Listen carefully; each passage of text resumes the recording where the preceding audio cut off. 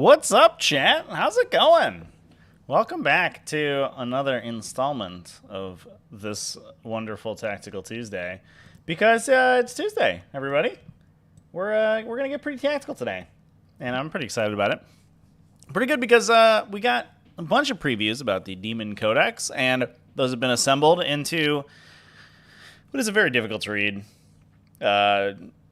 document on the internet, but that's what we got to work with today, and so we're going to be doing a little bit of a conflab about that, and I'll do some thoughts. I did go over this on Twitch yesterday. I did my first read-through and uncovered some interesting stuff that I'm excited to talk about. So we'll go through, do a little bit of an overview of the whole thing, and I'll give some of my thoughts. So a little bit of a different Tactical Tuesday today. What's up, everybody in chat? Sergeant Beans, Crusader Tim, how's it going? Nurgle Matt's in there. What's up, dude? How's it going, everybody? I hope everyone had a good weekend. Hope everybody got some games in, and hope everyone is ready to adopt our demon overlords once this codex releases. We'll see. I don't know. I don't know how powerful it's going to be. I think it feels to me very similar to the Chaos Space Marine Codex, which I think is a really good place for codexes to be, because the Chaos Space Marine Codex is really cool and also not ridiculously overpowered. And I have a sneaking suspicion that this codex is going to be pretty similar, because it doesn't feel to me like there's too much going on, which is good, both from kind of a gameplay, legibility standpoint, but also just the fact that there's not too much stuff to get broken. But, we'll see how it goes.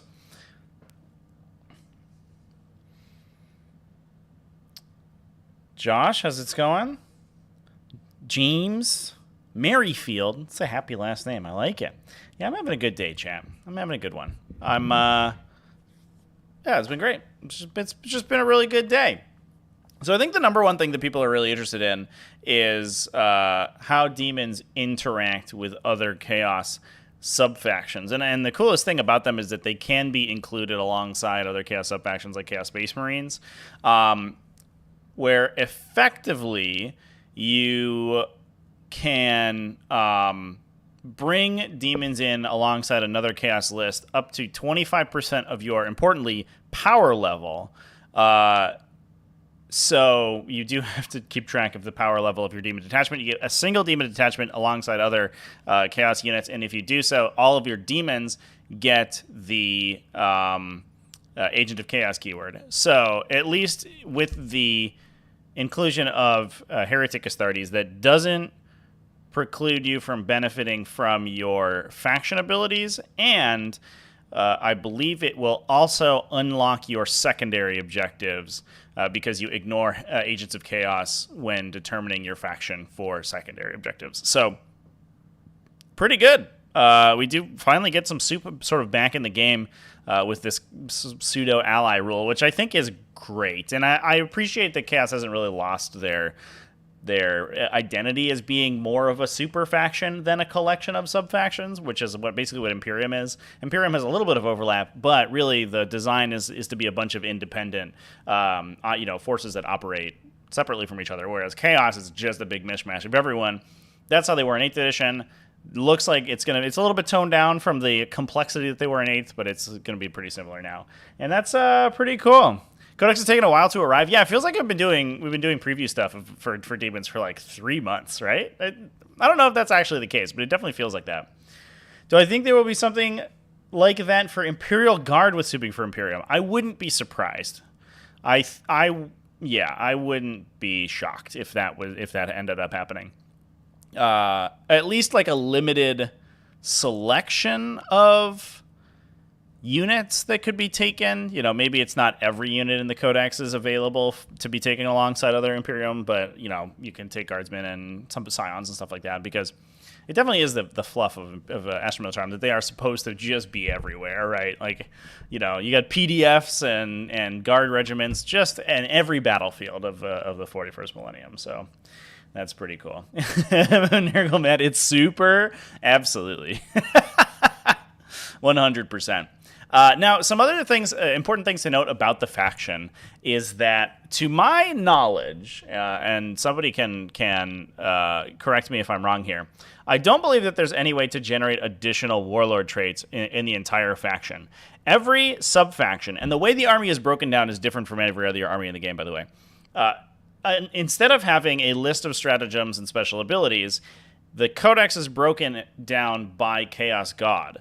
You have a list of generic abilities if you have unlocked your Warp Storm, which is just your super faction ability. So if all of your units are Legiones Daemonica units, which is the army keyword for demons, then you unlock these Warp Storm abilities. We've talked about these in a video a little bit.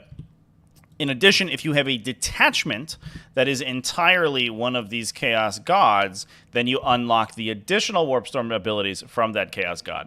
Some of these are insane. The Khorne one is fine. You get the +1 attacks, which is pretty cool. There's also a little bit of a toolbox here where you can prevent enemies from falling back on a 4+, which is pretty sweet. The Tzeentch one is phenomenal.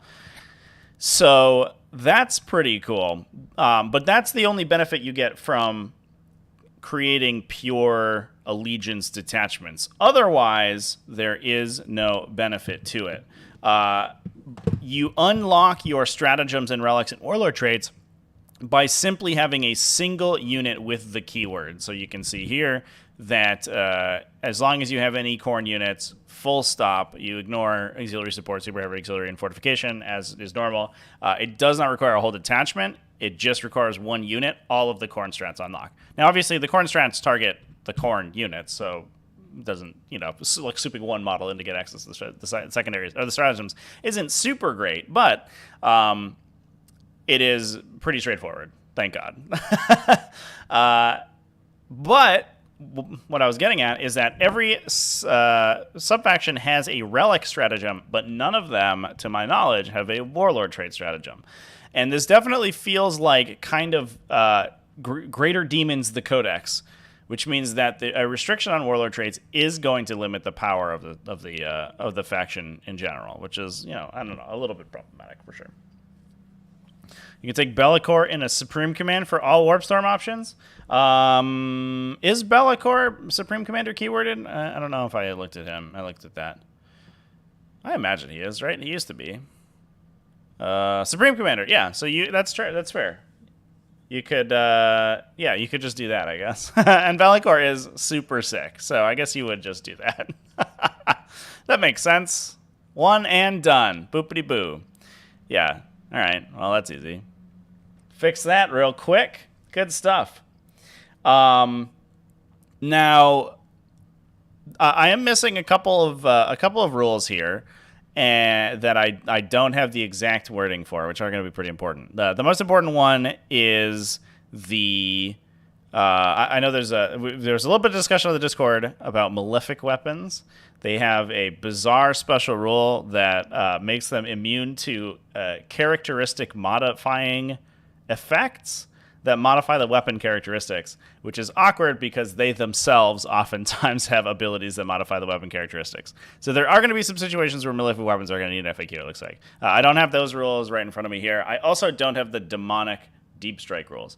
What I remember from other places that they've been previewed is that they allow you to put any of your units in strategic or in reserve, in a demonic reserve, a special reserve, not a strategic reserve. Then you can, starting in the second battle round as normal, you can place them 9 inches away from enemy units, or outside 6 inches of enemy units as long as you're near a warp locus in your own deployment zone or near an enemy unit that is lower leadership than the demon unit.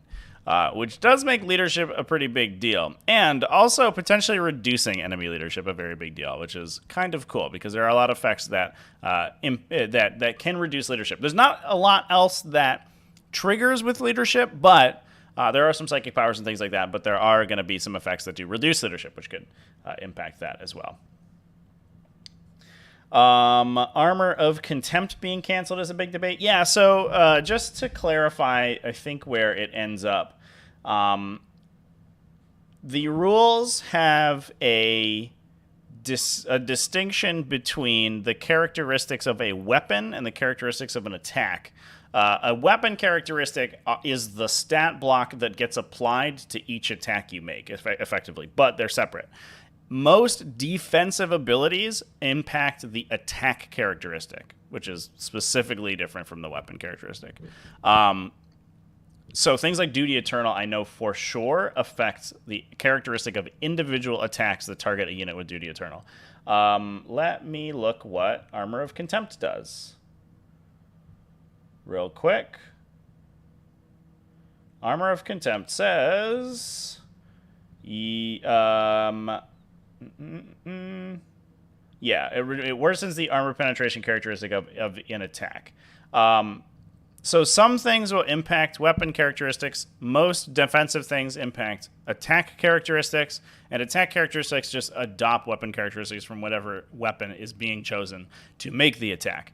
In my opinion, because the Malefic weapon wording specifies you ignore weapon characteristic modifiers, only things that say they modify the characteristic block of the weapons will actually affect them, which, annoyingly, is generally only abilities on the weapons themselves, which is so stupid. It's weird that, I don't know, they just messed up. They just messed up. That's all there is. So I think, generally speaking, most defensive effects in the game are just fine, and everything works as normal. But we're definitely going to need an FAQ for some of this to be worked. It doesn't ignore weapon skill, ballistic skill, hit, or wound modifiers. Right. It's only things that change the characteristic of the weapon. So what they didn't want you to do is have an ability somewhere that was like +1 damage to all your weapons, and then be like, well, you know, affects all your Malefic weapons or whatever.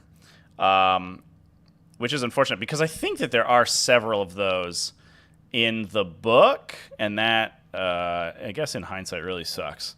I know that Nurgle has a psychic power that does it. Yeah, Virulent Blessing is +1 to the damage characteristic of melee weapons, which means it does not affect Malefic weapons, which sucks. But, and I think I missed that yesterday, actually, when I was discussing Nurgle, because I think that's like one of the coolest psychic powers in the Nurgle section, but it does not look like it actually works on most of the weapons in the in the subfaction. So I don't know. F me, I guess. Ripperoni. So yeah, that's my humble opinion. I'm that wholeheartedly could be FAQ to be something else, but to my knowledge, most defensive effects in the game do not work on or still work on Malefic weapons. You just have to keep track of whether or not your weapon characteristic is being modified or the stats of the attack is being modified. Doesn't the ally thing just mean no one loses an army bonus, but you're still paying a hefty tax for an extra detachment? Yeah, it's maybe 2 CP. It depends on how many CP the faction you're playing usually has. And oftentimes you have you have like Abaddon or something, and you're regenerating CP, and it's not that big of a deal. All right, so let's dive in. So we can talk about Warp Storm effects real quick here. One thing that wasn't clear when we previewed the Codex in the Warhammer community articles, but is obviously clarified in the Codex, thank God, is the Warp Storm points are rolled at the start of each battle round and persist through that battle round, although every subfaction has a way to save up to 2 Warp Storm points. If you take all of them, which is, I think, technically possible, but very difficult, then you could save up to 8 Warp Storm points per turn. You're not going to do that. At most, you're probably going to maybe have a way to save 2. And I think how this is going to end up working is that you're going to generate your Warp Storm points. You probably will have, on the first couple turns of the game, you'll have 1 Warp Storm ability that you have baked into your game plan. I think, generally speaking, this Descending Shadow, which did get previewed, for 3 Warp Storm points to subtract 1 from attack rolls from enemies within 12 inches away from you. You're probably going to use that turn 1. If you roll big on Warp Storm, you can use abilities to hold those dice for round 2, and then round 2 you can kind of go all out on offense. For the most part, these abilities are very toolboxy, which I think is kind of cool. It's not like the Chaos Knight Harbinger abilities where they just start compounding auras on their opponent or something like that. They're mostly going to be chosen to be played based on the game state at the time. So we have things like Dark Invigoration, which can return D3 models to a unit, or regain D3 wounds. You know, if you're in a situation where you need to unbracket your dude at the start of the turn, at the start of or at the start of the morale phase, so usually end of your opponent's turn, they attack you, you realize one of your units bracketed. If you have 5 Warp Storm points in the bank, which is a lot to be fair, you can, you know, unbracket yourself or regenerate D3 models to a 1 wound model, 1 wound per model unit, which can then potentially flip objectives when it comes back to your command phase when you're going to score. So keeping your Warp Storm effects in mind is going to be a big part of being good at playing demons, because there are going to be a lot of effects, and they're basically going to be stratagems, essentially, that you're going to keep in the back of your mind. So I think the Descending Shadow is probably the most important one to think about, because this army is going to be, in a lot of cases, basically just a universal -1 to be hit, especially from ranged attacks. If you do have good line, if it's hard, if it's difficult to protect most of the demon army from enemy shooting, you're going to be dropping the 3 Warp Storm points to implement that effect. But if all you can see is Greater Demons, oftentimes the Greater Demons will have built-in ways to get -1 to hit. So that also can help keep them alive. And it can even punch through things like Marker Lights. If you have bonuses to hit, you can stack -2 to hit pretty easily in this Codex to get around hit bonuses. 3 out of 8 4+ dice get half the Alpha Legion trait. Yeah, but it's half the Alpha Legion trait when you need it, right? The Alpha Legion trait stops being a trait on like turn 2 once everyone's fighting, and on turn 2 or turn 3 once everyone's fighting, the Chaos Demons army can just flip that and do something else with those Warp Storm points, which I think is pretty cool. They are, you can ignore for 2 Warp Storm points, movement characteristic, advanced rolls, and charge roll modifiers. So you can charge through things like Tanglefoot grenades. You do have to use that at the start of your charge phase or the start of your movement phase, but you can also go through, I believe you can go through difficult terrain, right, chat? That is a movement characteristic modifier, or does it change how the distance that you travel, now that I'm thinking about it? Survey says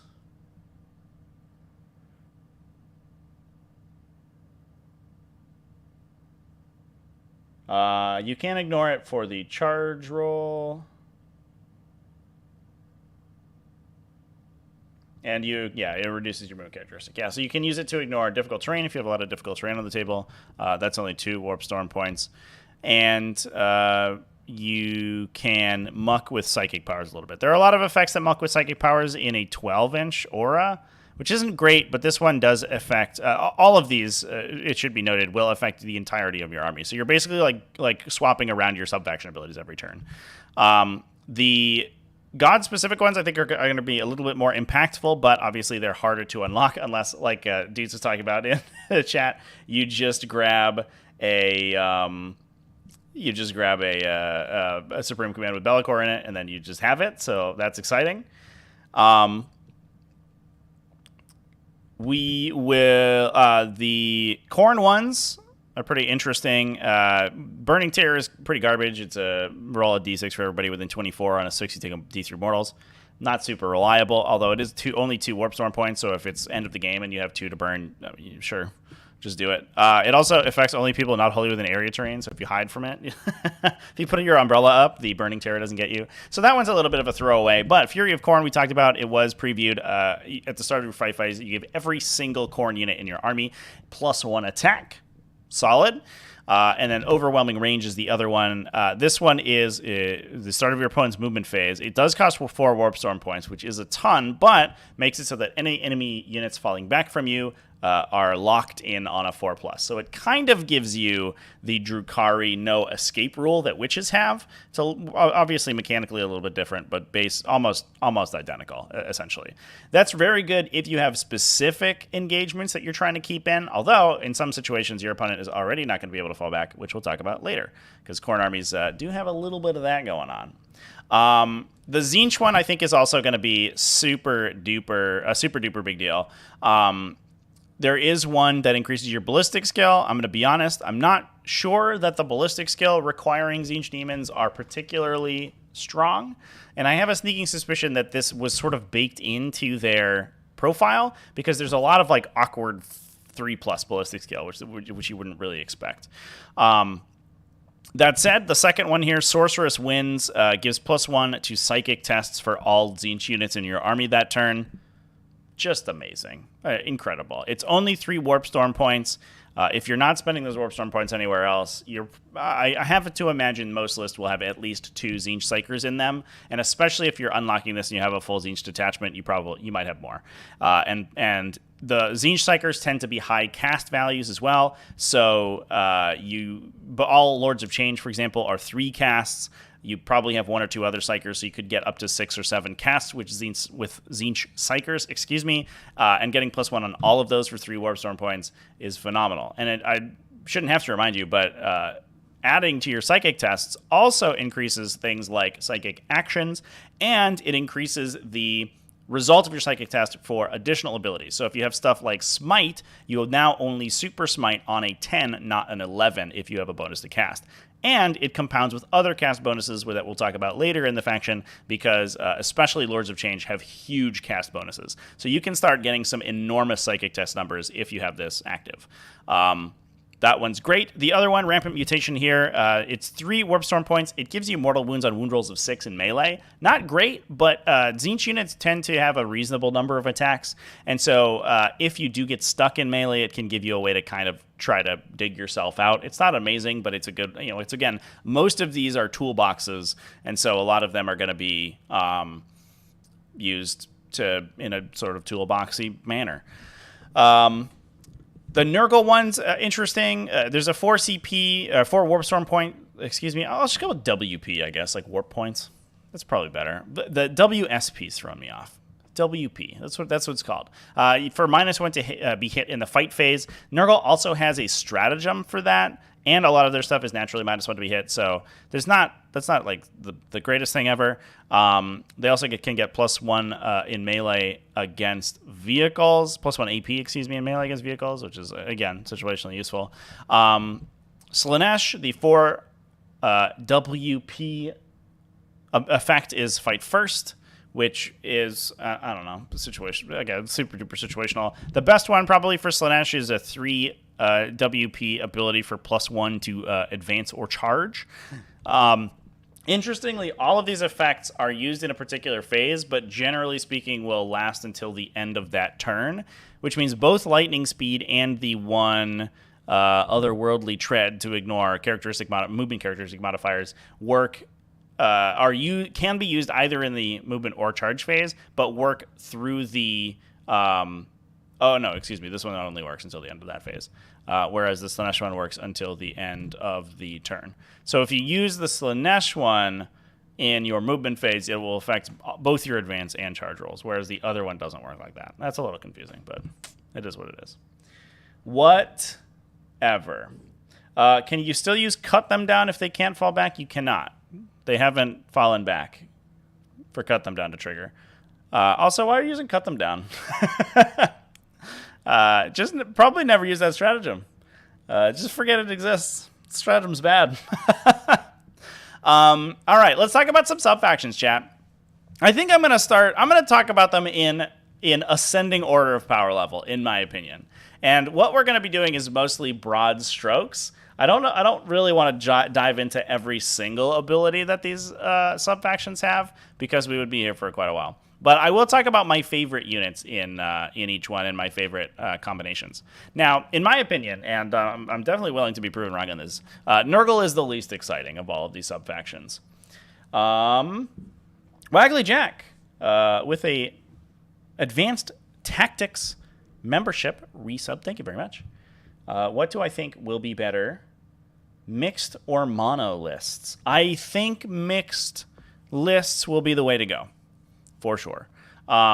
Even if that means multiple detachments. You may see like Tzeentch plus Khorne or like Tzeentch plus Nurgle. Not necessarily in one detachment, but over the course of 2-ish detachments, I think is what might end up happening.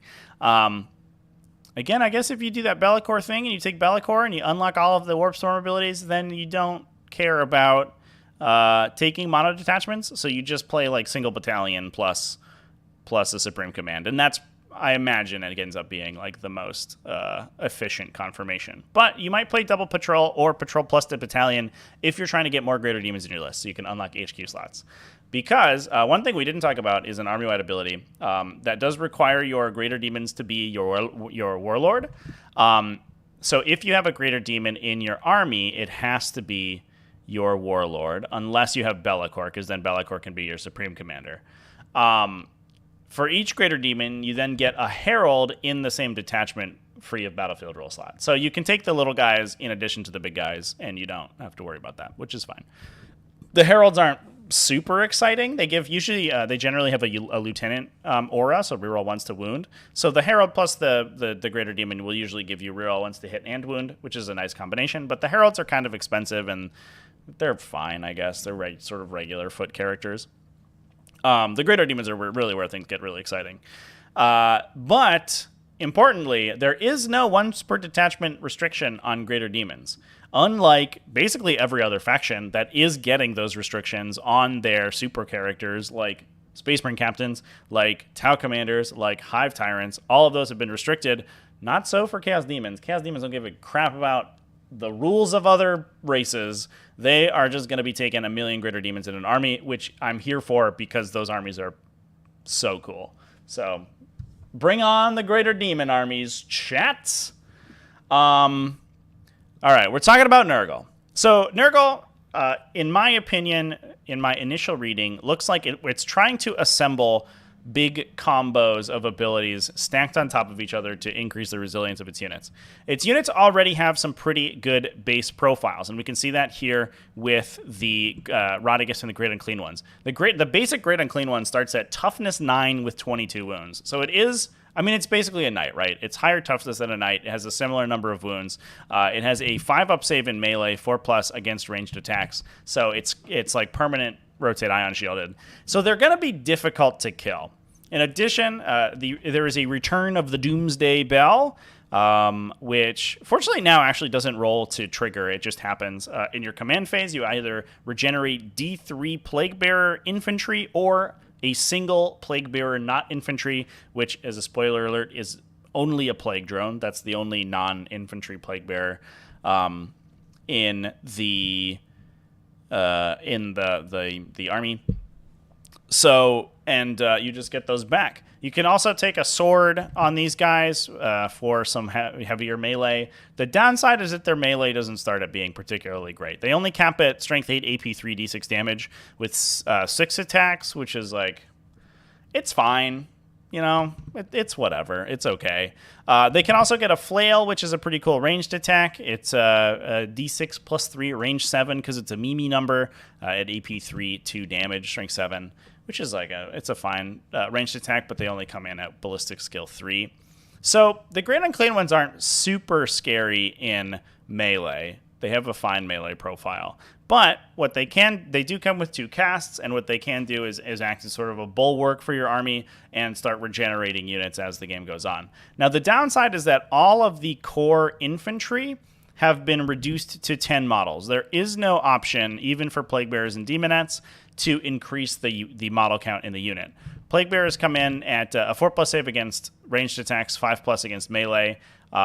They have 2 wounds apiece, which is pretty cool. But you're kind of looking at they're like an intercessor plus, I guess. They're T5, which is good, and a 4+, what is effectively an invulnerable save, but they don't. That's it. That's all they got going for them. There's no damage reduction. There's no damage ignore roll. They don't attack particularly well. They are strength 4. They have Gene Rot Might built in at AP 2 with 2 attacks, but they only hit on 4s. There are a bunch of ways to make them hit better, but again, you're just sort of increasing the cost of these units. And they are 15 points a model, so 150 points for units of 10 that you're going to be trying to keep alive in order to repair with the Great Unclean One or buff with all of your characters.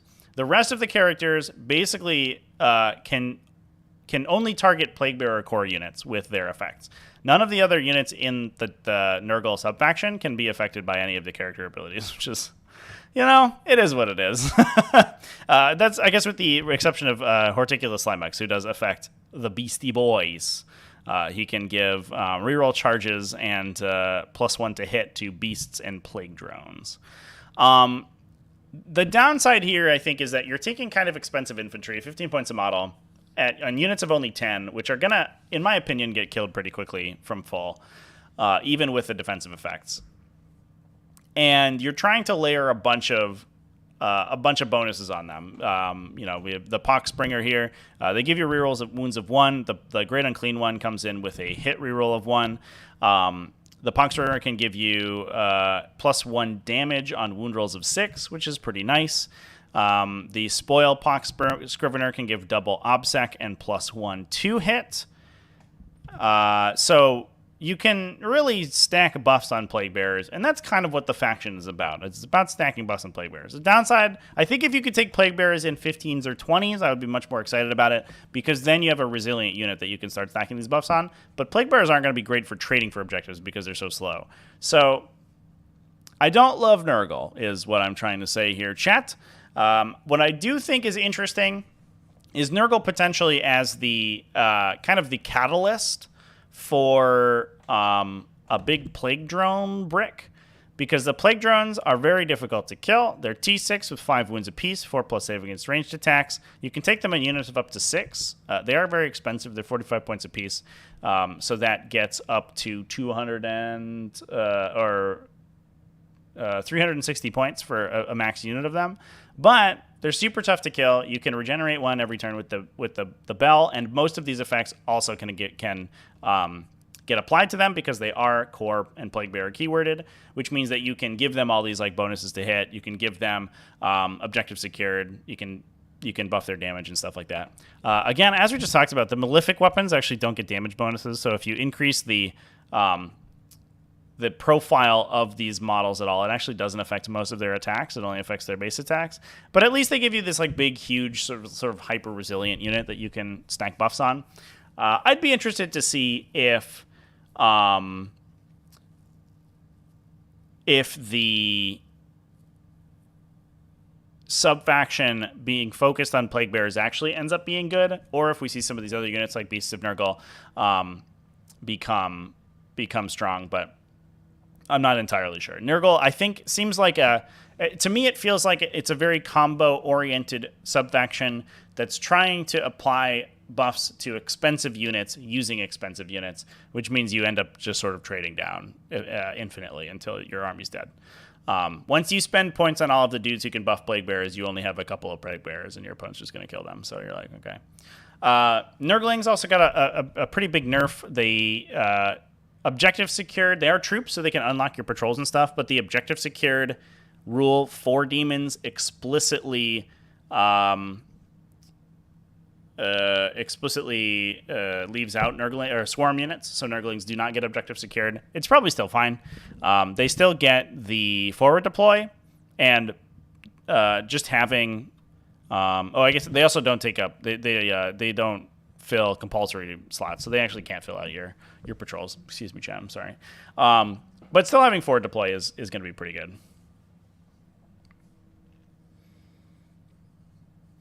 Yeah, chat, I agree. Drones are great, for sure.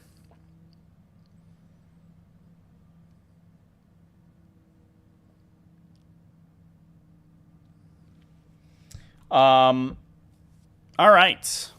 That's what I have to say about Nurgle, chat. Next up, we have Slaanesh. Slaanesh is a little bit interesting. The entire faction is just about sort of being fast and having a million attacks. So I think whether or not Slaanesh ends up being good is very dependent on the metagame and whether killing single wound infantry with strength 4 attacks is good, because if that is good, Slaanesh is so good at it. They're so incredible. The Keepers of Secrets have a pretty decent damage output. They all have 4 malefic attacks with their claws, and then usually 6-ish big attacks with whatever their chosen weapon is. Usually a bunch of 3 damage attacks, which is just fine, but rolling out 10 attacks for each of these keepers is going to be pretty sweet. All of the exalted abilities from the Psychic Awakening effectively have been retained. I think these are almost exactly the same as the old the old Exalted abilities. You just choose them when you construct your list, and they cost you points instead of command points, which is nice. The most exciting one here is -1 to be wounded. All of the Keepers of Secrets can get a 4+ save in melee, a permanent 4+ save against ranged attacks baked in. They then have a 4. They can buy a 4+ save in melee, and they are always -1 to be hit. So you can also stack on top of that -1 to be wounded, and that's pretty good. That just makes them very tanky. They get to around the same level of tankiness as like a Great Unclean one, and once you start upgrading them like that. To be fair, the Great Unclean one can also bake in -1 damage, which does make it very, very difficult to kill. But the damage output of a Keeper of Secrets is much greater. So I'd be much more excited about them. Other than that, in my opinion, Demonettes, if you're just trying to fill detachments, Demonettes are probably still the best unit to do that. They're the cheapest of the troop options. They're only, I believe, 11 points apiece, or 12 points. So they are...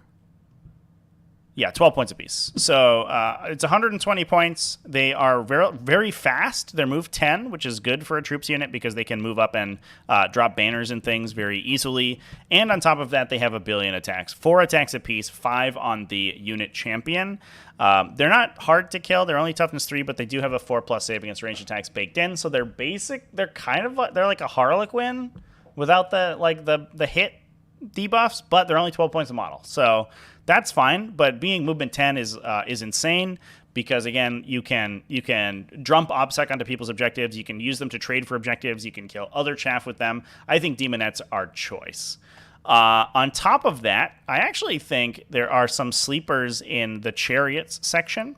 Their chariots are very inexpensive. A regular Seeker Chariot is only 65 points for a vehicle that moves 14 inches, which can have some pretty good secondary objective implications. In addition, the Hellflayer is only 80 points, and on the charge attacks, I believe, 16 times between a number of Strength 6 AP2 2 damage attacks, the base attacks from the models, which are Strength 4 AP2, and then also the Seekers themselves attacking, which are Strength 4 AP0. So I believe it's 6 at AP2, 6 more at AP2 2 damage, and then 4 at no AP, which is like kind of a lot. Plus they're -1 to be hit and to have a 4+ save permanently, which is pretty cool. The Hellflayer is huge. Yeah, I mean, that also could be nice, though. Like, they're so inexpensive that you almost don't really care about. Like, if they're just in the way of your opponent, that's almost fine. Other than that, it definitely feels like most of these sub-factions, Slaanesh is like very much a Greater Demon show, and I think that's sort of the point of the Codex, to be honest. The Greater Demons really got like all of the exciting stuff. So there are a lot of relics that are very good on Greater Demons. For example, there's a +1 damage to the claws of a Keeper of Secrets. There is also the Soul Stealer Sword that can regain wounds is still here, so you can potentially have a model that's -1 to be hit, -1 to be wounded, 4+ save permanently, and regenerates wounds as it kills models, which makes it very difficult to deal with. And those are going to be that's going to sort of be the case across the entirety of the Codex here. Now, it's important to remember that you'll only ever get one Warlord trait out of these. So as many interesting Warlord trait and relic combinations as you can build, you only ever get one of them. There are some good ones. I think rerolling hits permanently for a model with 10 attacks is going to be pretty good, which is Quicksilver Duelist. It also gives you reroll wounds against character models, which is sweet, especially once you remember that a lot of things like knights end up being characters and vehicles. So getting full rerolls against them does make the Keepers of Secrets particularly dangerous against them. There's one that sequentially increases your strength characteristic, which is cool. There is one that removes actions within 6. Not so great. Add D3 to your attacks characteristic when you charge, probably the standout. You can also ignore invulnerable saves with Fatal Caress on a 5+, and there is a Warlord trait to retain 2 Warp Storm points. But as we'll talk about in the future, there's a much easier way to retain Warp Storm points, so we're probably not that worried about it. Spamming chariots fills your deployment zone immediately. Yeah, I don't know if I would spam them. I would maybe take 2. But again, it depends on whether or not like strength 4 to 6 attacks are cutting the mustard. You don't care about the AP value so much if you're playing demon mirror matches, because obviously their saves can't be modified at all. But and like I could see them be very good against like things like Harlequins. Eldar subfactions are going to have a tough time dealing with them. But if you're playing against Space Marines, like a bunch of strength 4 AP 0 is just going to bounce, and then you're going to get killed in melee. So it depends on what your meta looks like. I wouldn't 100% take those chariots, but for 60 or 80 points, I mean, the cost is very good. All right, let's move on. Let's move on and talk about, I think, what is probably going to be, I don't know. I don't know if I could pick a favorite here. We're going to skip the blue guys today. I'm going to go straight up to red. Slaanesh also got an anti-Eldar strat. Yeah, I believe it is. I think it's reroll wounds against Eldar. Yeah, it's against Eldari. Reroll hits and wounds. Yeah, full rerolls. Get wrecked, Eldar. Yeah, they're. It is only fight phase, to be fair. You can't use it on your whips and stuff, but. If we do see an uptick in, like, I don't know, Drukhari, it doesn't... I guess it matters against Harlequins, right? Because normally they can be rerolled against in melee. It's just shooting if they turn off rerolls. Oh, no, they can't. You can't reroll against their vehicles ever, right? So even if you get into melee, their vehicles are still going to be hit normally. So it's not the... I mean, it's not, like, the best thing ever. But it still is very good. It's a very good strat.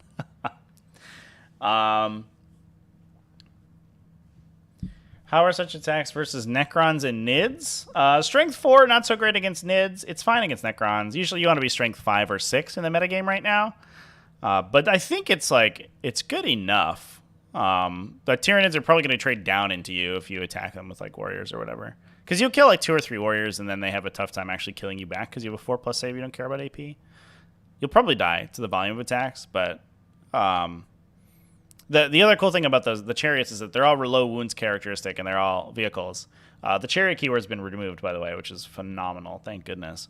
But it does mean that they don't score for secondaries very well. They give up 1 on Bring It Down, and that's it. Whereas if you're talking about like a big unit of dudes, they could give up 1 or 2 on No Prisoners, and that's a little bit sad. So yeah, going in ascending order of power level, we can talk about Khorne, these corny boys over here, because I think Khorne is going to be a pretty big deal. The most important thing from the Exalted abilities here is that we've retained this Exalted trait to give an 8 wound phase cap, 8 because it's the meme number for Khorne, 8 wound phase cap to a Bloodthirster. Now, that's important because in the previous version of the Codex, and the Psychic Awakening version of the Exalted abilities, Bloodthirsters only had 16 wounds, which means an 8 wound phase cap meant that you died in 2 phases. So you could be shot and then charged and you would be dead. Now, Bloodthirsters have 20 wounds, which means that you are guaranteed at least 2 phases of operation before you end up going down. In addition, because they bracket at 10 wounds, it means that if you deploy this Bloodthirster front and center of your deployment zone, and your opponent shoots their entire army at it, you are guaranteed to have a top bracket Bloodthirster at the end of your turn, which is so cool that it's great. It's just great. And you can stack a lot of sort of resiliency effects on the Bloodthirster to make him even tougher to get rid of. The flail relic for Nurgle sounds fun. Yeah, it's interesting. The great unclean ones do have a plague flail that's a 2 damage weapon, but the damage doesn't carry over like it does for other flails unless you buy the relic. But the relic gives the additional pip of strength, so it goes of damage. Excuse me. So it goes to damage 3 and carries over. The downside is that those flails are only range 7 and they are not melee attacks. So. It's probably not worth the command point to upgrade it, to be honest. But I don't know. Maybe he is a monster, so he can fight it. He can shoot in melee. So the range, you get to double dip on the ranged attacks out of all of these guys, and that is like a legitimate range threat. The downside is that it only hits on 3s. I believe all of the greater demons are locked at ballistic skill 3. Bloodthirsters are 2 actually. Eat your heart out, Nurgle. But their ballistic skill doesn't degrade, which actually means it is a little bit more of a reliable weapon than their melee weapon, which is kind of fun.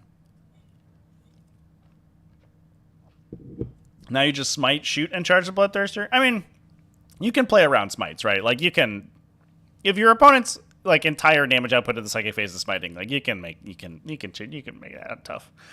You just buy some tanky boys and you put them in front of him. You know, you got some beasts of Nurgle, maybe some plague drones with 1 billion wounds, and then you just stand them in front of that guy, and then they eat the damage for him. Or even just Nurglings, right? Like Nurglings and plague bearers and whatever.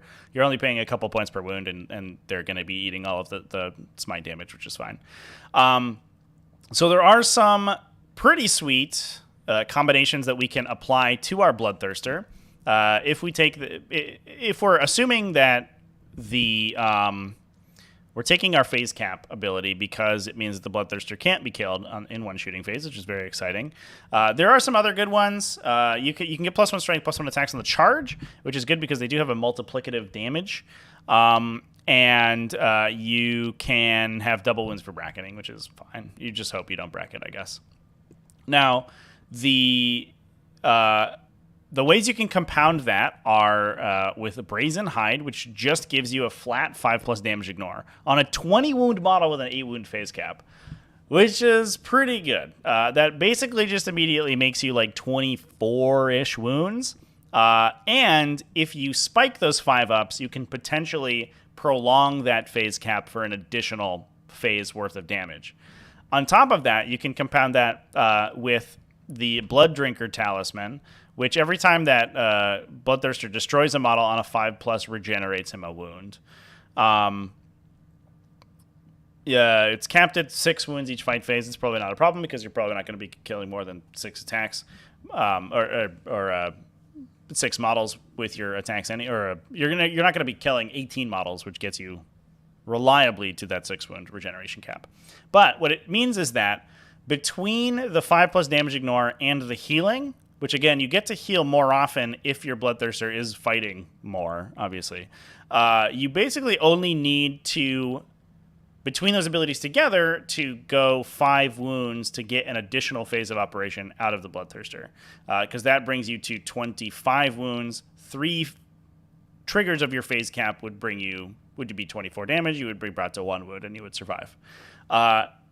If things go terribly for your opponent, you also have the Warp Surge ability to regenerate him, and you can continue to regenerate with the Blood Drinker Talisman to keep him going for longer and longer and longer. The other option, if you don't want to do that, there is a 4+ damage ignore against psychic powers and +1 save against 1 damage attack. So it gives him a permanent 3+ save against 1 damage attacks.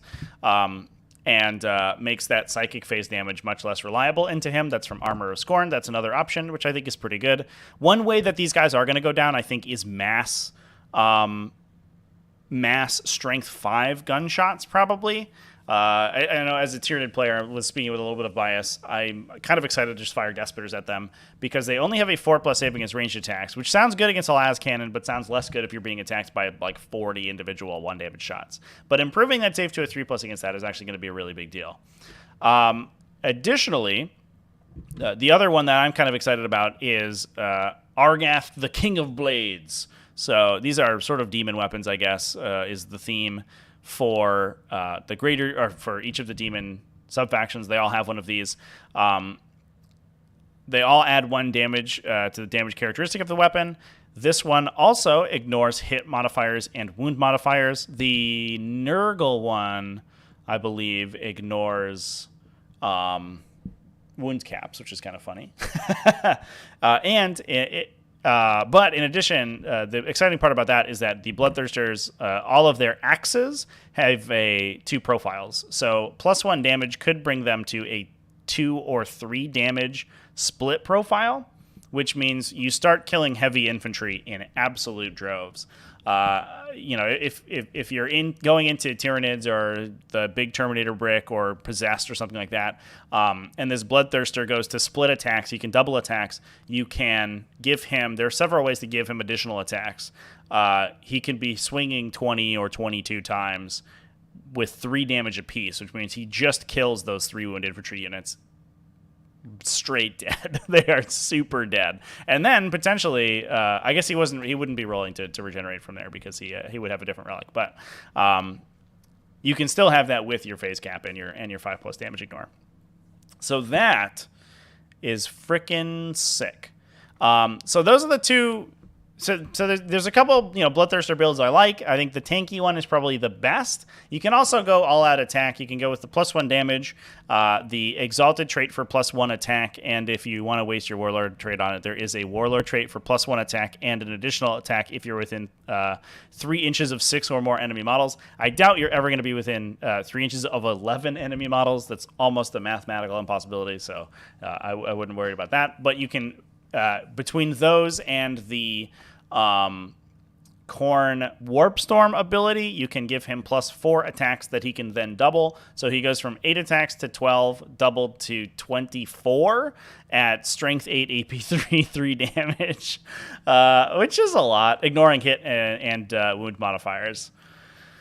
The downside, I think, for Bloodthirsters is that they have no access to rerolls at all, which is kind of thematic for Khorne. They're just kind of going for it, those big corny boys. There's not a lot of planning ahead or planning for the worst case scenario in the realm of the Blood God. You're just hit them with an axe until they go away, basically. But I think that's fine. If you attack 24 times with that profile, you're probably killing whatever you hit.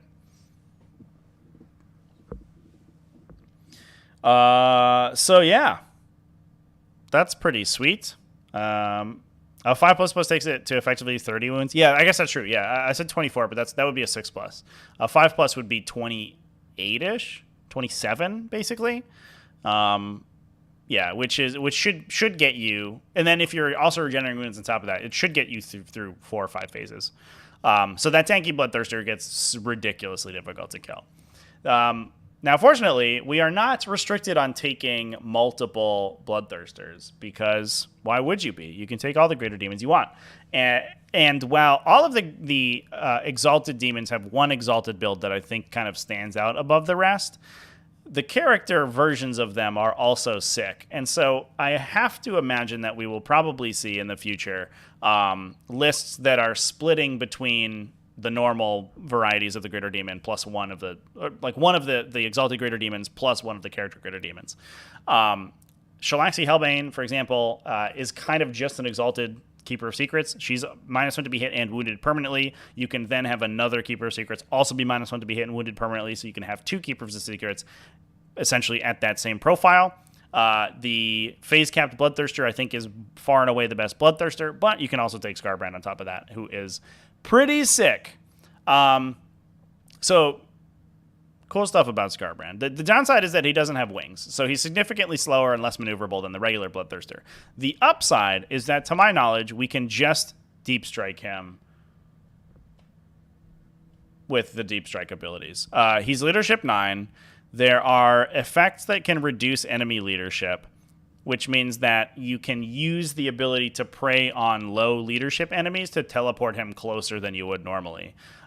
In addition, if you have a Warp Locus elsewhere in the list, you can potentially Deep Strike him closer as well. I don't know everything that has the Warp Locus keyword, which means I'm not exactly sure what the best thing to teleport him off of is, but there are going to be some ways that we can drop him directly into the fray, which is pretty cool.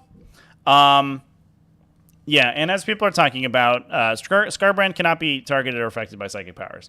The way that works, chat, is that if he would be targeted by Smite, the Smite just fizzles. So if he's the closest visible enemy unit to the enemy army and they're about to roll up a bunch of Smites on you, none of the Smites do anything. They all go away, which is all right.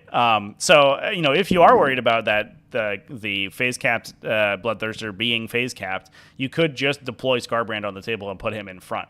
The downside there is that I don't think Scarbrand is very good at getting into melee himself, unless he has a delivery system, and he himself is not phase-capped, which means that he would just get shot a bunch and likely die. But, maybe that's a small price to pay to deliver the other Bloodthirster. The Warp Locust is all the names Greater Demons, the Fortifications, and Be'lakor. Okay, so if you're running like 2 Greater Demons, or like 2, you could run like regular Bloodthirster, Be'lakor, Scarbrand, and then you just teleport off Be'lakor, and then you're fine, right? Does that include AoE? No. So that only affects psychic powers that target the closest visible. If Scarbrand is the only target of a psychic power, and the psychic power is manifested, it does nothing. If you do AoE effects, then he just doesn't take damage, but other people will. If you hit something next to him, for example. Scarbrand will wreck Grey Knights? Yeah, maybe. I think that's certainly a possibility. Grey Knights will also do a bunch of damage to Scarbrand in the fight phase, though, so watch out. This guy, he is a one-trick pony, and that pony is getting to people and punching them with guns. So, yeah. So let's talk about his abilities real quick here. Like he has always done, Scarbrand increases his number of attacks as he gets bracketed. So his weapon skill and movement characteristics drop, but his attacks increase, which means that his bottom bracket, he has 10 attacks. He also has a split profile. He can use a sweeping blow to make 2 hit rolls instead of 1, which means he can potentially be making 20 attacks on his bottom bracket. However, this is modified by his Rage Embodied ability. This is sort of Scarbrand's, all of his classic abilities have sort of retained, and this one has always been one of his coolest abilities. It is a universal aura. It affects units from both players' armies within 6 inches, gives them +1 to attack, immune to morale, and they cannot fall back. So we have the ability to prevent fallbacks elsewhere in the Khorne subfaction because we can use the Warp Storm ability to 4+ prevent fallbacks. But Scarbrand also just does it within 6. It stops yourself from falling back as well, including your non-Khorne units, so be careful that you're not getting your Tzeentch guys stuck in there or something. But it is just, for the most part, if you're playing Bloodthirsters and Be'lakor and stuff like that, those are units that want to be in melee anyway, and they're going to be also impacted by that +1 attack. It's not keyword restricted as well. It affects everything. It affects the other Bloodthirster. If you have the Bloodthirster with +1 damage, he's now going to 13 attacks, meaning he can split to 26 Strength 8, AP 3 damage attacks, if you have that build, which is a few, Interestingly, it also affects Scarbrand himself, so his profile is a little bit deceiving because he has an extra attack built in, because he's a unit within 6 inches of himself, which means he starts with 9 attacks, brackets to 10 and 11. His base profile is Strength 16, AP 4, D3 +3 damage, ignores invulnerable saves. Again, he starts with 9 of those, so everything's dead. You're just dead if he touches you. I guess except other demons. Other demons will just take their save, whatever. Or he can split to Strength 8, AP 2, 2 damage attacks, doubled. Did I say I was Strength 8? He's Strength 16, by the way. It's 2x Strength 8. So Strength 16 on the big swing. This dude just cuts like everything in half. Just everything's dead if Scarbrand touches it. And this is a dude that we can deep strike, and we can put him in deep strike for free, and we can deep strike him near enemies, and he can make easy charges out of deep strike.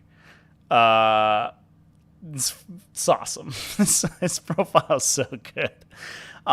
So I really like Scarbrand, Preston Exalted, Bloodthirster, just as the starting point of your army. You can put this Bloodthirster front and center. You have some way to wombo combo Scarbrand onto the table with a deep strike, and then you're off to the races and you're going. And that's just insane melee damage output.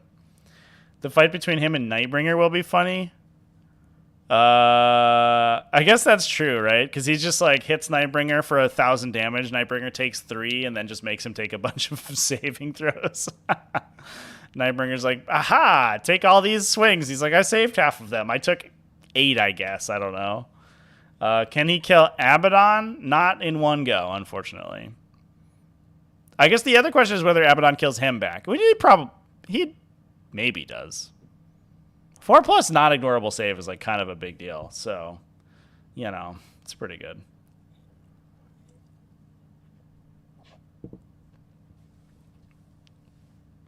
It sounds like 22 attacks with the Warp Storm as well. Yeah, so I guess he's bottom bracket. He goes to 11 up to 12 if you spend the ability on him, if you spend the Warp Storm ability on him. So he's attacking 24 times. To be fair, he is only weapon skill 4 in his bottom bracket, so he brackets hard. You don't want Scarbrand to be standing in the middle of your army getting shot at, because he will bracket very quickly and he will lose effectiveness. The volume of attacks is hilarious, but the loss in... the drop in actual reliability sucks. Plus, he gets much slower as well, which also sucks for him. I guess that's true also, chat. Yeah, Nightbringer can just, like, Gaze of Death him, too. Because it's not a psychic power. Sick. Yeah, so I like Scarbrand. I love the regular Bloodthirster. I think Scarbrand might end up sort of being a meme compared to the regular Bloodthirster, but I think his profile is still insanely powerful, especially if you can deliver him, which it sounds like you're going to be able to do. The regular Bloodthirster, I feel like may be an auto include, but I'm not. I don't. He's expensive. He's, you know, he probably gets there with like 7 attacks, which is like, I mean, it's above average. It's totally fine. Strength 12 AP4 or strength 16 AP4 D3 plus 3 damage with his the big axe for the Bloodthirster, which I think you take. So I don't know. Interestingly, the Bloodthirsters also have an additional ability at the end of the fight phase to deal mortal wounds to people in melee with them. So they can also sort of step on you for a couple of additional damage as well. The rest of the Khorne selection isn't super exciting. The Heralds got 3 damage weapons and have a reasonable number of attacks, so they're like totally fine, and again can be included alongside the Greater Demons in addition. The wound cap is not great. You throw chaff at him for a turn and then smite him to death. But if he takes the healing ability and you throw chaff at him, then he starts to regenerate those wounds, right? So he's ignoring on a 5 and then healing, and those wounds are super difficult to get rid of him from. Like I don't think that's amazing, to be honest. That's like a and, you know, not to mention the fact that like he's probably, I think he's like 400-ish points once he's upgraded, 350 maybe. So there's another 1,600 points of a demon army you have to worry about in addition to that guy. And if you're putting all of your effort into killing the one Bloodthirster, the other 3 Greater Demons will just run over you. Skulltaker seems all right. Yeah, I think Skulltaker is fine. I think the mounted characters are fine as well. As much as I hate to say it, the Rendmaster on the Blood Throne does have quite a few attacks, which is pretty cool. And he has rerolls to wound against enemy characters and monsters, which is pretty sweet as well. These guys also give reroll wound rolls of 1 to Khorne core units, which is mostly just your bloodletters. Karanak is kind of sick. He has a built-in 2 denies, just 2 denies. He's only, I believe, 100 points. Is that right? And he's a little fast boy who punches okay. He is exactly 100 points. Apologize for the scrolling chat. And an interesting little tidbit is that Khorne does have a 4+ deny strat, just like Khorne out of the Chaos Demons book. However, theirs has an additional effect if you're within 12 inches of a Fleshhound unit, where you get +1 to the deny. So, and Karanak is a Fleshhound. So if you're within 12 inches of Karanak, he has 2 denies over the course of the psychic phase, and a 1 CP 3+ deny if you're in range, which is pretty sick. We've also, while we're here, we do also have an impact attack ability for cavalry. So that's for the the mounted characters or the blood crushers to deal D3 mortal wounds. There is also a the Banner of Blood is retained for icon units, which is, I think, just the Bloodletters, but Blood Crushers might have an option for one as well. They can. Okay, yeah. So Blood Crushers also can do it. It's no longer a requisition stratagem. It just happens during the charge phase. When you're selected to charge, roll 3d6, drop the lowest. So that's nice as well. You can potentially play some aggressive Khorne Daemons and get out of there. We talked a little bit about Frenetic Bloodlust when it was originally previewed. It gives you a normal move at the start of the fight phase or a pile-in. Little bit weird, but potentially has the ability to push Bloodletters up the table. However, it does sort of require you to start in line of sight of your opponent's army, which is not really where you want to be. You want to be forcing your opponent to attack your face cap models and stuff. So I don't know. The other stratagems are pretty awkward, but that 4+ situational 3+ deny is awesome. The Banner of Blood's good if you're playing the core units. It's all sweet. But yeah, I also low-key really like Karnak, or Karanak, I guess is his name. He's just 6 attacks with a 2 damage weapon, and is just like an obnoxious guy to get smites through, which I like that.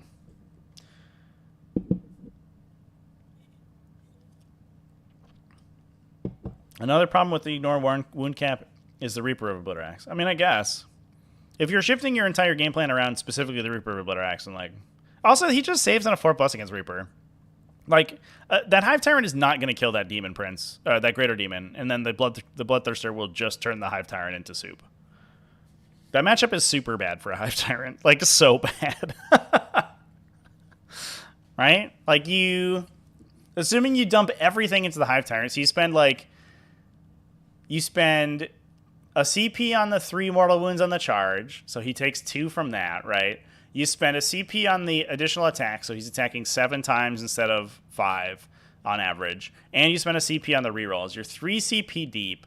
He's got, and assuming you're not exploding 6s that turn, he's got 7 attacks. He probably hits all of them. Wounds on 3 is rerolling, so he probably wounds 6 of them. You save 3, take 9, take 6 mortal wounds, and ignore 2 of those. So you take 13, 14, 15 damage, and then kill the Hive Tyrant. Bad matchup for that Hive Tyrant. That's gonna be a no from me, dog. I mean, to be fair, if he's already damaged, if he's taken a phase cap already, he'd probably die to it. But okay, that's fine. Charge phase is a different. Oh yeah, I wasn't even thinking. Yeah, I guess also the mortal wounds don't ignore the phase cap, right?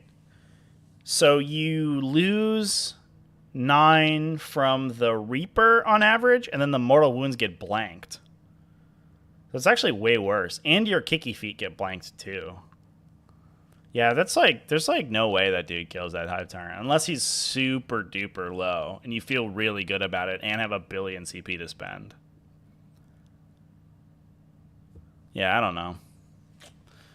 Chat. That's not how I would be trying to kill that guy.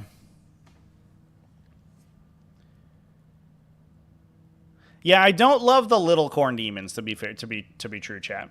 Absolutely. I do think that they're very squishy. You're going to be trying to deep strike them and make charges out of deep strike, as is the Khorne way. But once they get there, they're not actually that exciting, to be honest. 2 attacks and 2 damage, it's fine. But I'm not super excited about Bloodletters. They're a little expensive for what they do. They're 12 points apiece. I mean, whatever. They're high AP, reasonable damage, but they're totally okay. So I do think that it's worth talking a little bit about Skull Cannons. They're kind of cute. They're 100 points, and they just have this kind of sweet Predator autocannon-esque profile. It's a D3 plus 3 damage, blast, strength 8, AP2, 2 damage profile. It's not the most exciting thing ever, but they're also good in melee. They have a total of 6 attacks at strength 6, AP3, 2 damage. or excuse me, strength 6, 2 damage, and the AP is variable depending on whether it's the base or the malefic weapon. And the faction doesn't have a ton of other shooting, so having at least something that fires ranged attacks is pretty good. So I don't think skull cannons are amazing, but having the equivalent of a 4+ invulnerable save as well makes them difficult to kill in the swing back, so they don't automatically lose a shooting fight with something. They also ignore cover, so Armor of Contempt isn't the biggest of deals. They're effectively AP2 shooting into cover against Armor of Contempt because you still only save on a 4.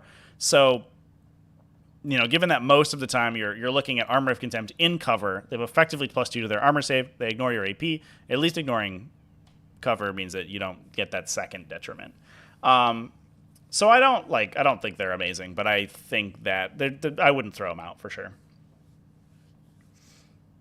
It is a super janky battle cannon. You can also take the Soul Grinder champ. The Soul Grinder's twice as expensive though, but the Soul Grinders are incredible. We'll talk about Soul Grinders later. They're also probably a standout from the Codex as well. The Soul Grinders are like so good. But with that, we'll talk about I think my standout for the sub factions. I love Khorne. I think those Bloodthirsters are incredible. But I also think that Tzeentch is going to be super duper strong. We start with the exalted abilities.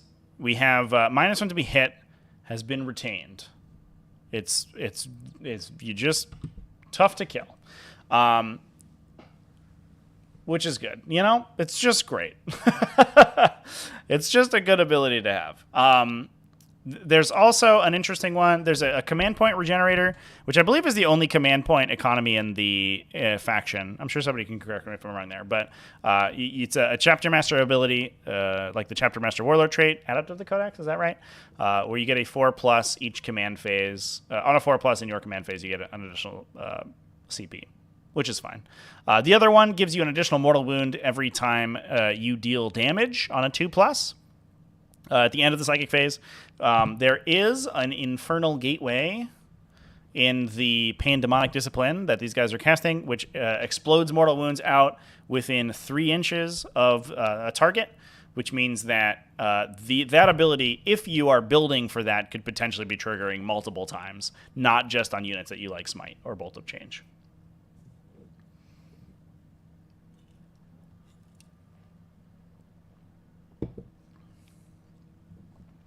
For the most part, the stratagems are a little bit they're whatever. The most interesting one allows you to is Warp Portal. It allows you to redeploy your characters throughout the game, which means that you could potentially use that to score maneuver secondaries. You could get them into really good positions to cast nukes on characters and stuff like that. That's just like a really good ability to have in your back pocket, which I like. There's also a bunch of buffs for horrors, but I'm not 100% sure how often you're going to be taking horrors. The horrors are wildly expensive. The Impossible Robe is probably the standout relic as well, which has remained. It no longer gives you a 3+ invulnerable save, although we'll talk about that later. Instead, you ignore the first, or you reduce the damage characteristic of the first attack that you fail a saving throw against each phase to 0. And importantly, that's each phase, not each turn, which means that if your opponent is attacking you in both the psychic or both the shooting and fight phase, you can be blanking 2 attacks a turn on your big greater demons. That can potentially, with the Warlord trait incorporeal form, be -1 to be hit with the Exalted trait and -1 to be wounded. We're sensing a theme here, right, chat? Everything's -1 to be hit in this faction. You have the Warp Storm ability. You're a Keeper of Secrets. You have the Exalted trait here. You're just doing a Nurgle thing. They have a strat and a Warp Storm ability for it. There's just and Feculent Gnarlmaws also do it in an aura, as we talked about in the preview article about that. There's just a million ways to be -1 to be hit. So you're most of the time -1 to be hit. You can also source in multiple ways -1 to be wounded on the big demons, which makes them super tough to kill. On top of that, The keepers are, or all of the Tzeentch Demons are a 3+ permanent save against ranged attacks, a 5+ against melee attacks, which means that they are taking very little damage in the shooting phase, especially since the first one they fail is getting turned to 0. Gorgeous. Good stuff. You can use a teleport strat on Be'lakor, and he's a Lokai keyword. So you can use it to teleport him 9 inches away from enemies and Scarbrand is 6 in charge. Ooh, that's very good. I do like that wombo combo, chat. That's awesome. Oh yeah, I think I misspoke, chat. It is once per phase you can choose to reduce the damage to 0. So it is not first. Yeah, that's a good call out, chat.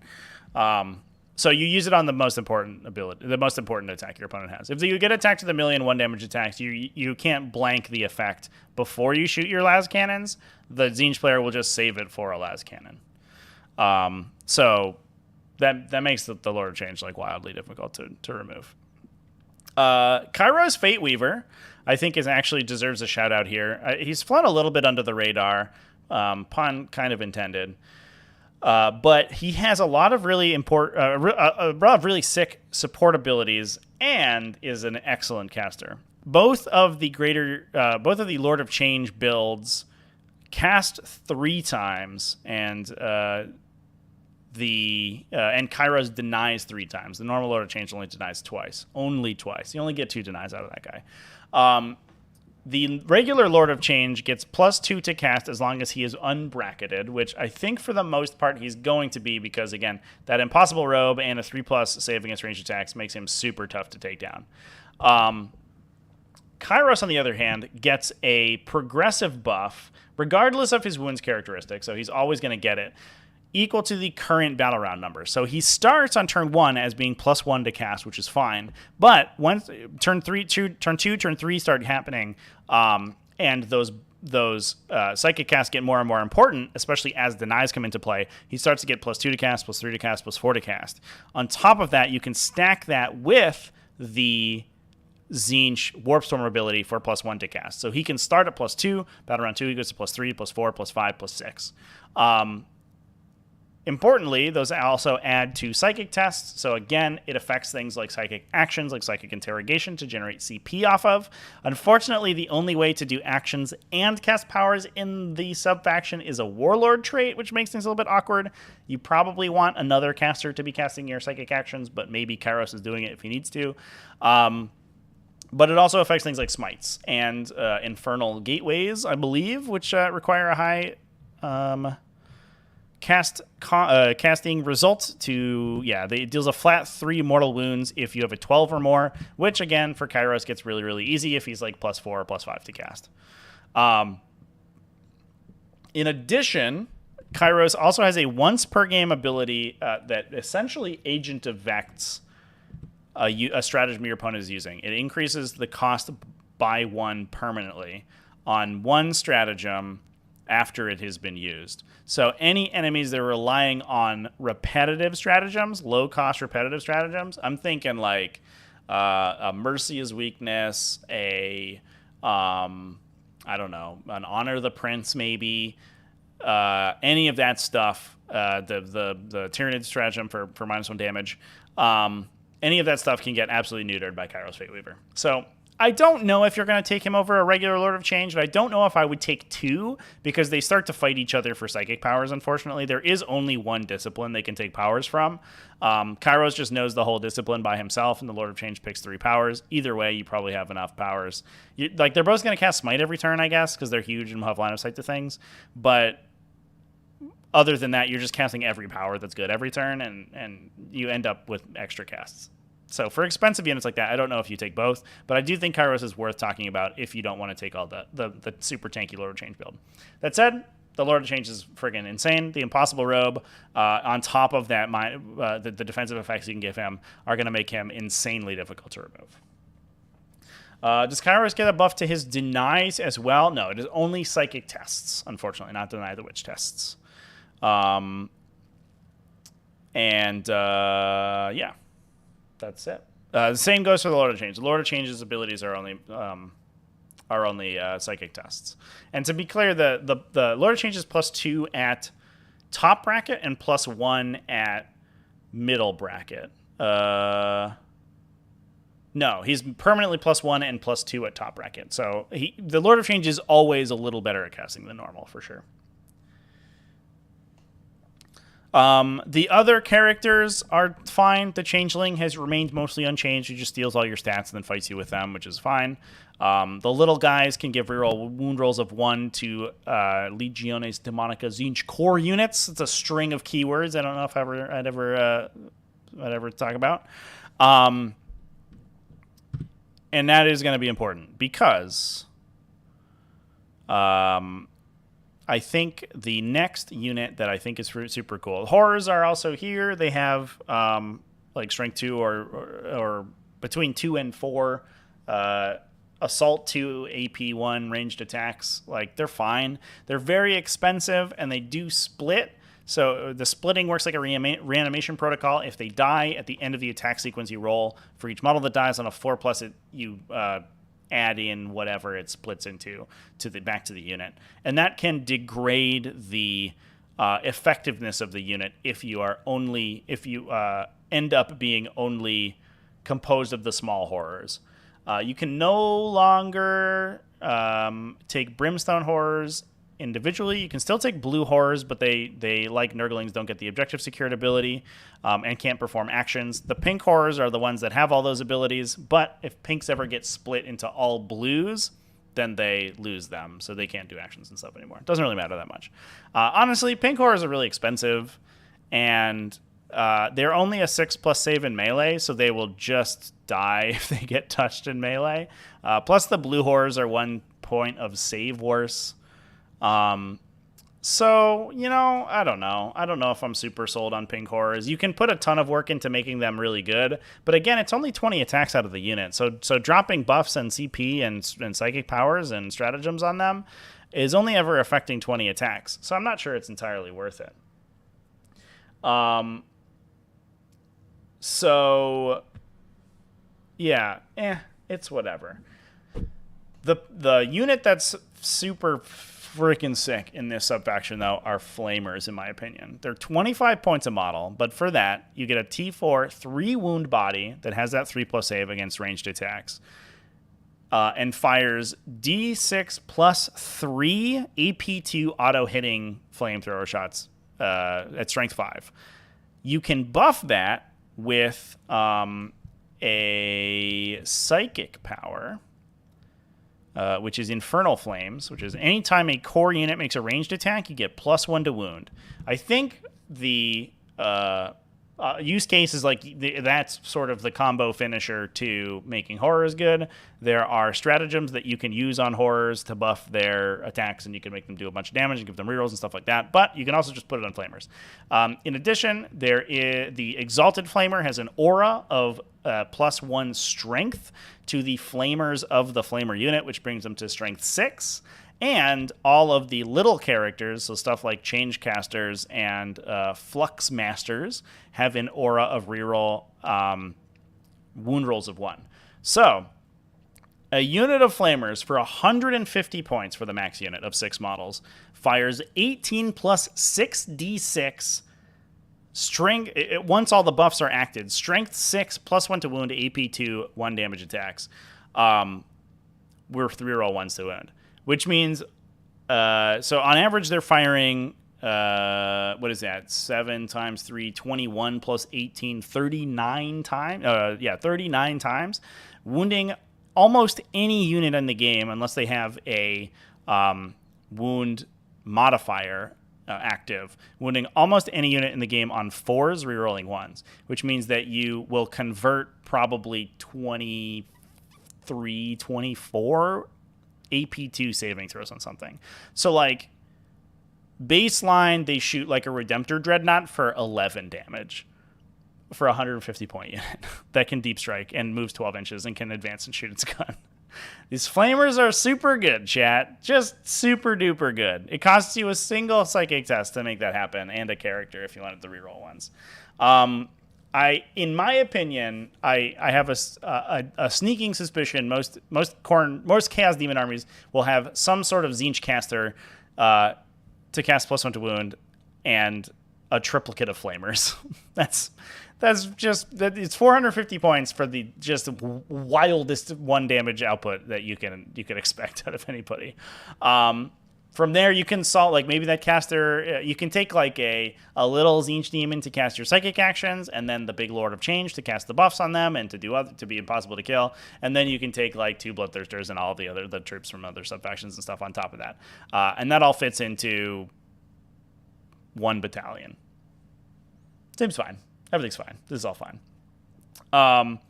So, yeah, I think Flamers are phenomenally powerful. The other Tzeentch stuff, not so much. The 3 having a solid save against ranged attacks does make them pretty good. The Exalted Flamer himself, in addition to buffing Flamers, I think is okay. He's a character, so he gives up assassination and stuff like that. But he has his blue fire is 3 shots at strength 9, AP 4, 3 damage, and he can fire that from character protection if he's just like hiding behind the skirts of a greater demon. Which is, it's if he's there to buff the Flamers and make them wound T5 and T3 better, also doing a bunch of damage himself is just totally fine. So I don't hate him as well, but I'm not super excited about the Burning Chariot, for example, is just an Exalted Flamer but isn't a character, so it will get shot and its save is worse, so it will get shot even harder. The Screamers are a little funky. They have their bombing ability where they move over people and deal mortal wounds on a 4+, but they're wildly expensive per model. They're 30 points per model, I believe, which is too expensive for a unit that's probably going to move over an enemy, do its thing, and then get killed. And we talked about the horrors and stuff. So I'm not super excited about the rest of the Tzeentch faction, but I do think that the Greater Demons and the Flamer combo, the assembled Flamer combo, is powerful enough that Tzeentch is going to see a ton of play and is going to be super duper strong. Demons are going to ignore the fact they give up Assassinate by taking 8 characters. Yeah, I don't know how often you're going to take the Heralds, honestly, chat. You might. Like, maybe a nice Scarbrand sees play as just like a big beater. Dude's got 6 attacks at 3 damage, and he ignores invuln saves. Like, that's pretty cool. But other than when they turn on combo abilities, like, I don't love the Heralds are just fine. They're just sort of normal, like regular character slots. I'm not like super jazzed about them. To be fair as well, chat. Like, most of the assassination points that you're going to have in your army are going to be impossible to kill Greater Demons, right? So, like, you're like, you could take Assassinate, but my Warlord is the impossible robe guy who's going to be sitting at, like, 18 inches away from you at -1 to be hit, -1 to be wounded, taking 0 damage from failed saves for a 3+ invulnerable. Yeah, it's going to be wild. So I think ranged combat is still the way to go against demons, or do these defensive buffs shore up enough against gun lines? Yeah, I actually think that they are weaker in melee than they are. They're weaker defensively in melee, I should say, than they are at range, for sure. The multiple minuses to hit on top of having strong invulnerable saves in melee, or demonic saves, I should say, does mean that they're actually going to be pretty resilient at range. Once you get to melee, the Khorne stuff doesn't change. It loses the -1 to hit from the Undivided Warpstorm effect, but they're a 4+ save permanently, most of the Khorne stuff, and at least the Greater Demons are. The Lords of Change and the Tzeentch Infantry get way easier to kill. The Lords of Change go to a 5+ save. The Tzeentch Infantry go to a 6+ save. So they start taking much more damage in melee. So I actually... melee's the finisher against them, I think. They're going to be resilient against ranged attacks, but their base stat lines aren't amazing, so they will take damage from ranged attacks. But I wouldn't expect to straight up kill them at range. I think that's unlikely. But you will do a bunch of damage to them. So yeah, that is the Tzeentch section. We can go down and talk a little bit about the Undivided units.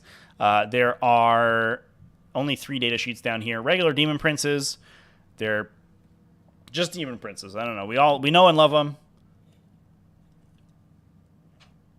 All of the Undivided stuff, or at least the Demon Prince and the Soul Grinder, have some cool mark effects where Their stats change depending on their allegiance.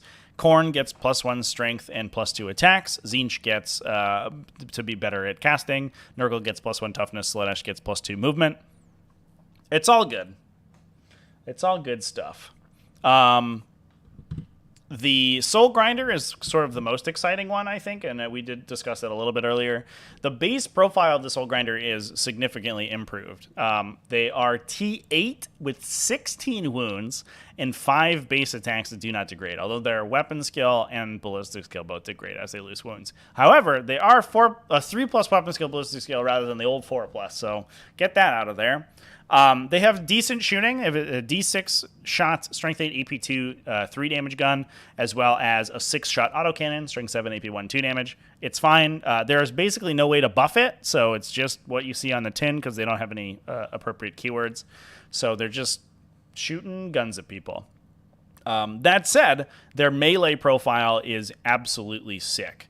They have base 5 attacks at strength 16, AP 3, D6 damage, and depending on the weapon you've taken them with, either 4 additional attacks at strength 8, AP 2, 2 damage, or 2 attacks at strength 3, or strength 8, AP 3, D3 +3 damage. So they have decent shooting, very solid melee. So I mean, grand total is between 7 and 9 melee attacks whenever they fight, which is all at multi-damage, which is awesome.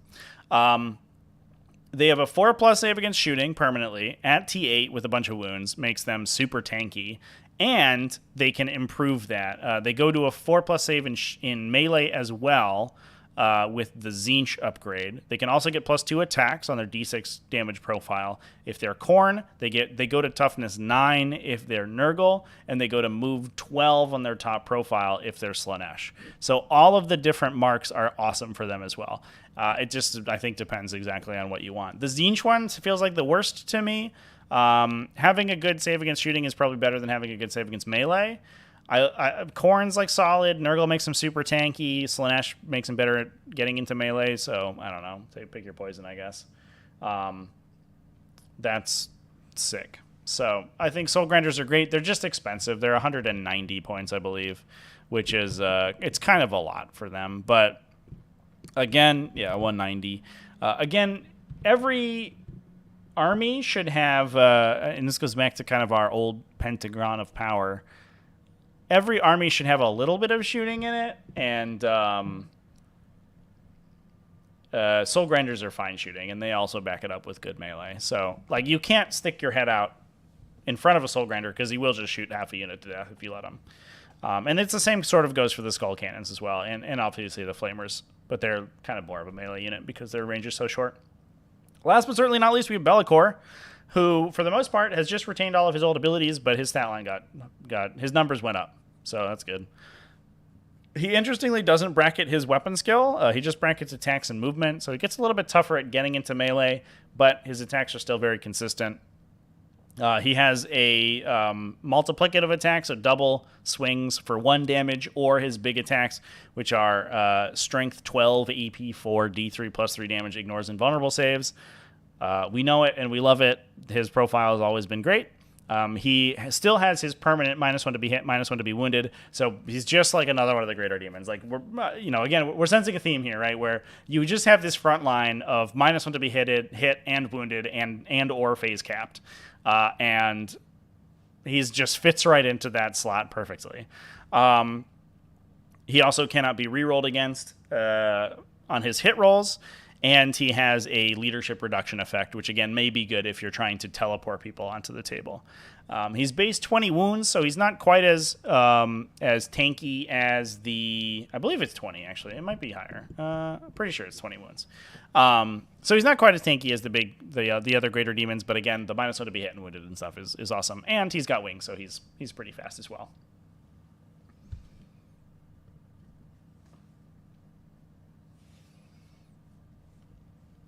The Soul Grinders being 190, yeah, they're pricey boys for sure. I think you start running the biggest part the biggest awkward part about Soul Grinders, I think, is that you just start running out of points once you're putting multiple Greater Demons into the army, and so you're just like, how do I fit this like 200-point big body in there, and also make him useful? But I think the cool thing is that the big Greater Demons can't be obscured; they can only be true line of sight blocked.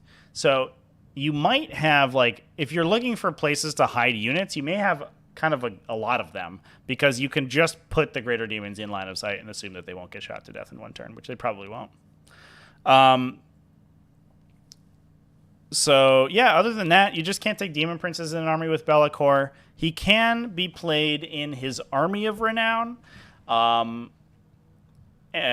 which is all of this. I don't think I'm going to talk about the Army of Renown right now, because it's like, it effectively hasn't changed from the old version.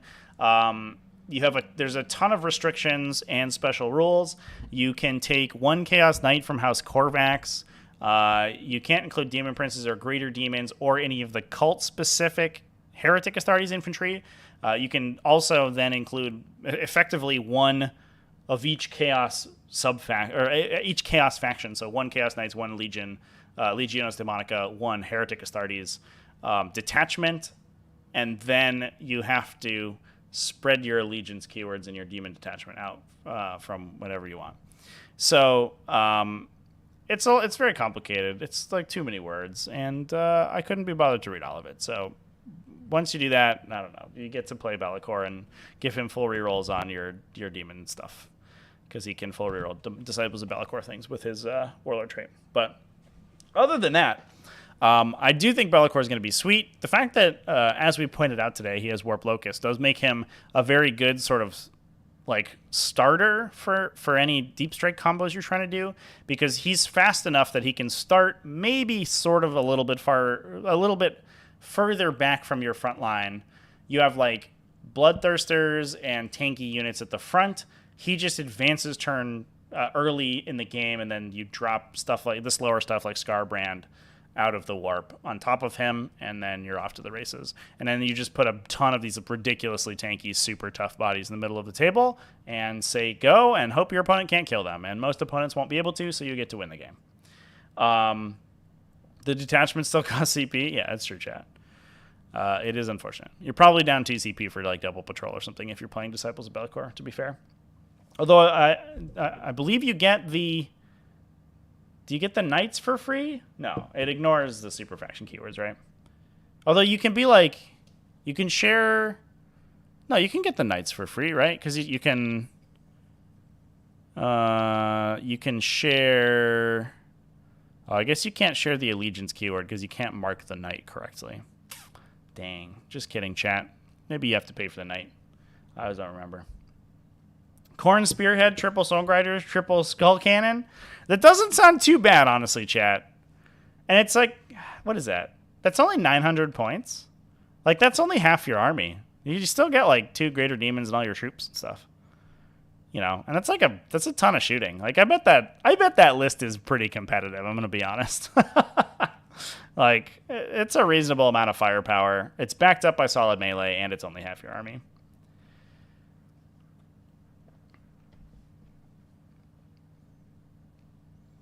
Be'lakor has Disciples of Be'lakor, yeah. I don't know. I assume he gets the keyword, right? Does everybody get it? Oh yeah, all units gain Disciples of Be'lakor. So I guess you would share the faction keyword. Is that a faction keyword? It is a faction keyword, okay. Yeah, so you share the Army of Renown keyword, so you save on the auxiliary for the Knight detachment. So there you go. We did it. Be'lakor himself does not have the Chaos Knight keyword, no, chat. Why does he get Korvax? I couldn't tell you. Because that's what the rules say. You can include one House Korvax unit as described under benefits. You can include one super heavy auxiliary detachment that includes one Chaos Knights House Corvax unit. It gains the Agent of Chaos keyword.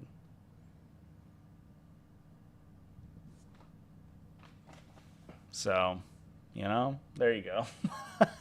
It must be a lore thing that he has like a special relationship with House Corvax. In addition, if you favor the Corvax, one of the Corvax Knights, you have to give it Blessing of the Dark Master, which I do appreciate. That makes total sense that you have to give it Be'lakor's special benefit. Which is, I mean, you know, it gives you like 2 units with that same like -1, the same like hit roll modification, no rerolls, right, on top of each other. So it's a big front line of like T8 idiots. It's tough to kill.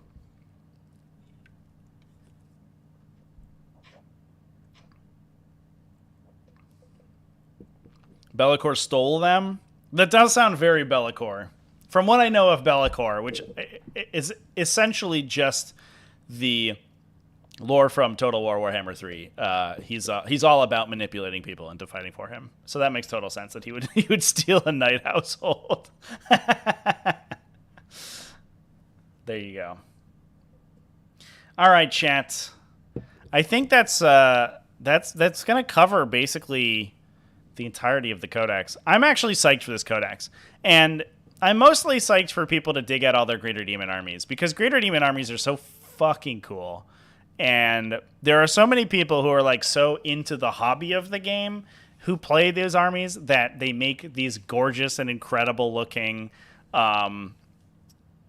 forces. And I'm excited to see them back on the table. They've been so meh for so long that it's going to be awesome for like 4 or 5 Greater Demon armies to be competitive and at top tables again.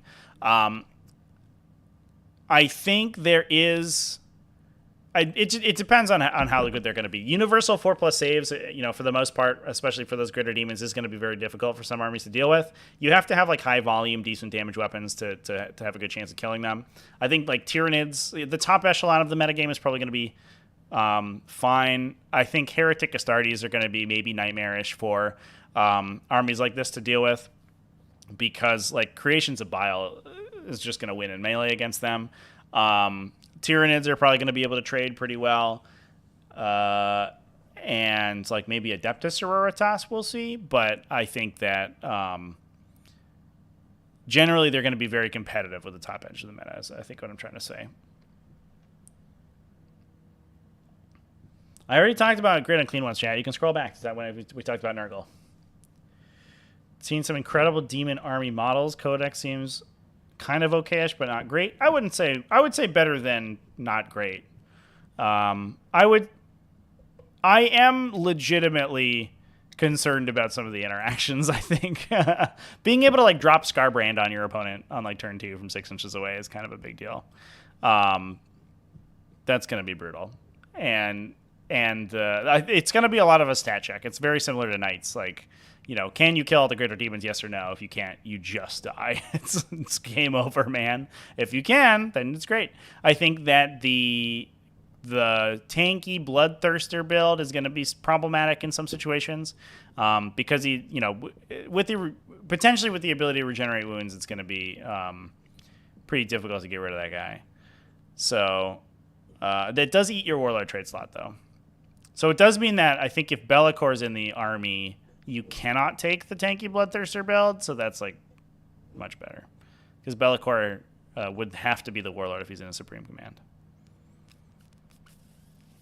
Although I guess you could take him in the regular slot. You just wouldn't unlock all your factions, your sub-faction specific benefits, if you just take him in a regular HQ slot and then he just uses his normal keywords. I don't know.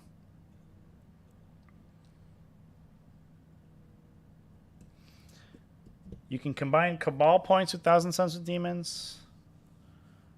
You can double cast the Demon Masked Mortal Wound spell. If you cast it if you cast the Thousand Sons version and the Chaos Demons version, that's a little hairy, chat, unfortunately. Because games work, the precedent in 40k is that multiple effects of the same name are still considered the same effect, which means you can't multicast the power. If one side casts their Infernal Gateway, the second side wouldn't be able to cast theirs. That's how it worked for Delightful Agonies in the past. It might need an FAQ. I'm not 100% sure. Unless Thousand Suns have like a way to double cast spells, but I don't know if that's the case. I don't remember all the Thousand Suns abilities off the top of my head. But anyway, chat, I think we're coming up on 2 hours here, so I'm going to go ahead and close things out. Thanks, everyone, for watching. Hope you enjoyed the review of the Codex. If you did, go ahead and share it around, because it does help a lot. And if you think it's relatively concise and informative, I guess. I'm going to do some videos about some of these particular combos over the course of the rest of the week, so we can talk more specifically about how sweet these demons are. And otherwise, we will... Oh, they do with Cabal points? Okay. I mean, that's fine, I think. If you take Tzeentch Daemons in a Thousand Suns army, you have less Cabal points, and then you have to spend it on double casting the Mortal Wound Explosion. So I have a sneaking suspicion that it's actually basically the same amount of damage as just taking pure Thousand Suns. But I don't know that for sure. Maybe it's not. Maybe you just like take a million sorcerers or whatever. I don't know. Anyway, I'm going to go ahead and wrap things up. Thanks, everyone, for watching. And have a good rest of your week. If you're followed on the Twitchers, you should follow twitch.tv/TacticalTortoisetv. I'm going to be streaming tomorrow. I have a Tyranids versus Necrons game, and we have some more gameplay scheduled for Thursday. Friday might be commentary day. I might do some live commentary, and maybe we'll get some demons on the stream, which would be cool. So there's a link down in the description if you want to go join the Twitch channel, which you should do because we stream every day. And I'll see you there then tomorrow. So